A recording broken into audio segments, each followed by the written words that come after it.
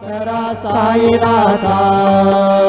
चिन्मय हे सुखधाम जाऊनी बहुळा एकांता अलक्षवन मनी घेऊनी नाजुक दुश्चेला बाबा नाजुक दुश्चेला निरंजने सद्गुरु स्वामी निज विलशे देला